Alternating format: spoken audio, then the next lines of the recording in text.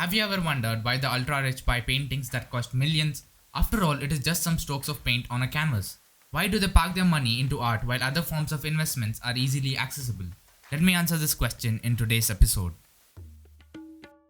Hello and welcome to the Boring Podcast. In plain English, a tri-weekly podcast explaining the juicy finance, marketing and business happenings here and there. In today's episode, I will talk about fine art, the world's most secret tax evading technique available only to the ultra rich.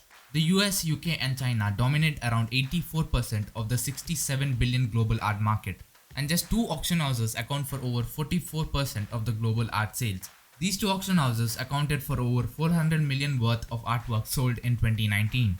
What Bitcoin and NFTs are to the Gen Z and millennials in recent times, art has been to the multi-millionaires and billionaires for decades. There are two ways ultra-rich buyers look at art. First, admire the beauty, and second, as financial instruments. Financial instruments because these works of art help them save millions in taxes. You can either employ an upcoming artist of your own or buy an artwork. Once you buy the painting, you can immediately ship it to a free port. Free ports are warehouses where high-priced art is stored without sales tax, duty-free and moved without falling under tax radars. A Swiss bank for art. You can then use your connections in the art gallery and pump up the value of the painting. Later, you can donate it to a museum and write it off as a charitable donation. Well, a little more complicated than it sounds. Let me explain with an example. Let us say you bought an artwork for $1 million in 2018. By 2022, its worth is $8 million, assessed by an art professional who is your weekend golf buddy. The taxable income from your actual business in 2018 was $10 million.